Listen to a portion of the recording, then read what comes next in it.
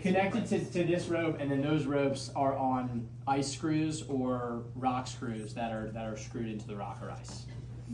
And Were those ropes already there? they were put there the day before. So that was also, this was the first day that commercial clients, we were one of the first teams to summit Everest this year. And there was only, we were lucky, there was only about, of the 400 people that summited, there was only 40 people that summited on our day. And the gamble paid off, and we had a beautiful day on top of the world.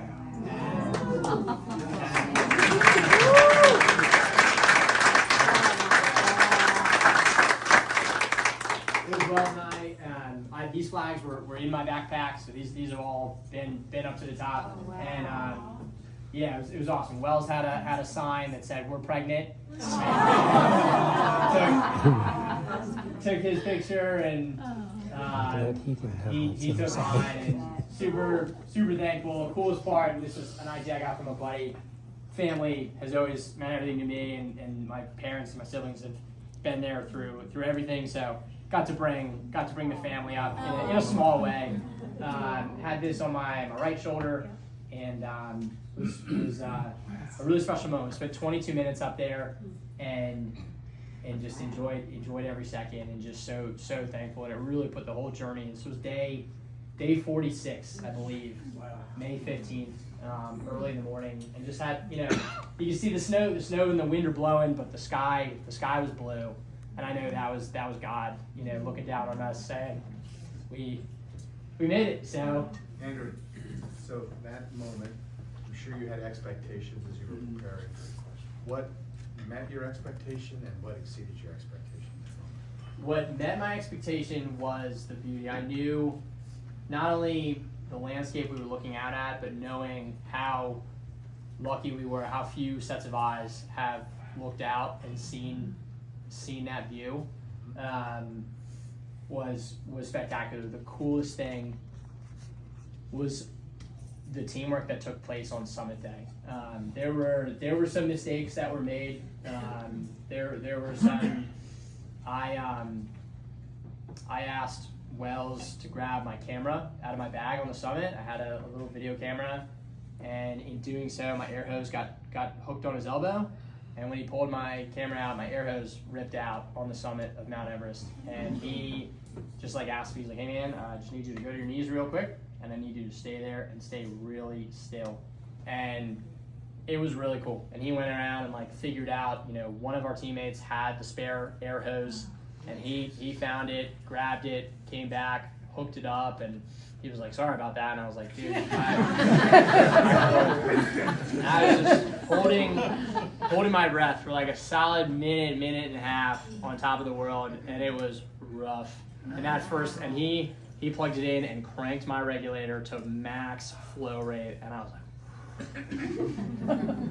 but there were little moments like that throughout. Just there wasn't a lot of time or breaks or opportunities during those 10 hours to take care of yourself, to drink water, to eat, to grab anything you needed, to switch gloves, and we really worked together.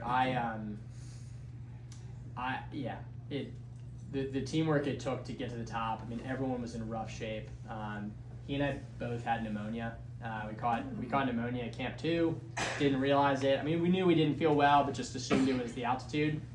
So I'd say that the thing that exceeded expectations was just the realization of what it took to get to the top. It was so much more than, safety and mountaineering principles and finding the rope, staying on the rope when it was available.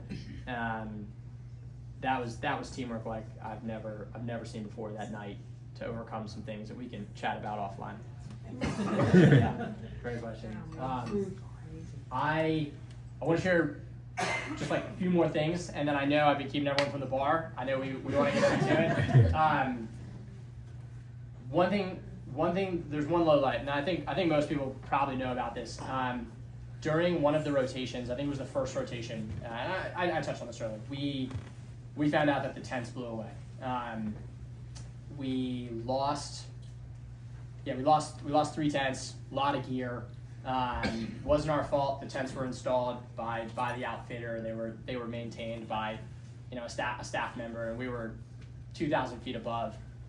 found out that $25,000 worth of gear had blown away.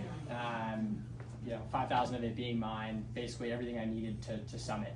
And not only that, we had to descend from Camp 2 to Camp 1 the same day, and then we were asked to do an emergency evacuation down to base camp because we didn't have any place to sleep. We didn't have any way to stay warm that night. And Wells and I got asked to go down, they could have shuffled things around. We just happened to be the healthiest that day. And like I said, you're supposed to go through the ice fall when it's the coldest, when the ice is not moving, when things aren't falling, when things aren't crumbling. And it was 3 p.m. and there were puddles and there were cracks the size of skyscrapers like tumbling down the valley walls. And we got down, and the outfitter didn't really seem to care that all of our gear was gone, was missing. And over the next 48 hours, I originally responded very immaturely. I was like, life's unfair. Woe is me. And just, that was all I could see was me in that moment. My dream is shattered. What transpired over those next 2 days was truly transformative. There was a rescue mission that went and rescued about $10,000 worth of the gear. I didn't take part in it. A bunch of guides and Sherpas risked their lives to go grab some of that gear. They didn't have to. I think they kind of saw. I think they saw how we responded and how we wanted to overcome this. We wanted to do whatever was possible. And ultimately, it was a series of really hard conversations where I had to, put my ego aside and just focus on the mission, focus on what really had to be done. And we eventually, the CEO of this outfitter who was there, we were able to change his heart, and he saw that, we were kind of the young people, this was a much bigger percentage of our net worth than some of the other, very, very, financially secure clients who were, a little bit further on in their journey. And just a series of really, really intense conversations over the course of 2 days, a willingness to solve problems in very intricate ways, changed his heart, and he ended up deciding to buy us a bunch of gear in Kathmandu and flew it up on a helicopter, which allowed us to continue on. So that, I really thought that was the end of the road. It was like day 30 or day 28, and I thought it was over before it even began. And I'm just thankful for how we reacted.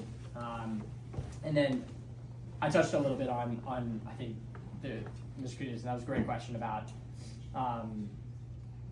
the highlight. The highlight was how we worked together to solve some of those problems on summit night. It's just unlike anything I've ever seen. People being willing to, in incredibly uncomfortable conditions, to have your back, to take care of you, to take care of a task that you can't reach or that you can't take care of yourself. It was just amazing to see.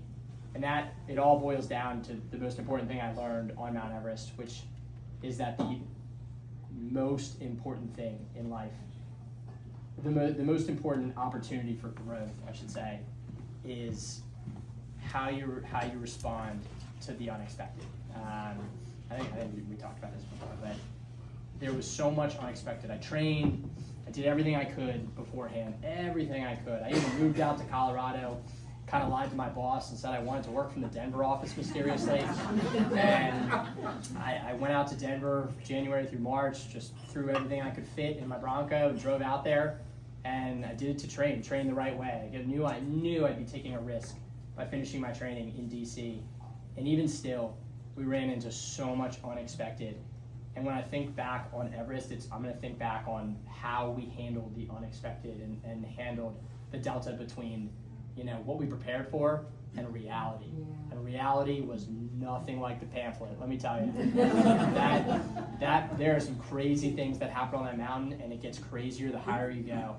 And so I look back, and now moving forward in life, when something unexpected happens, I now have a little bit more clarity than I've ever had on realizing that good is gonna come out of this if we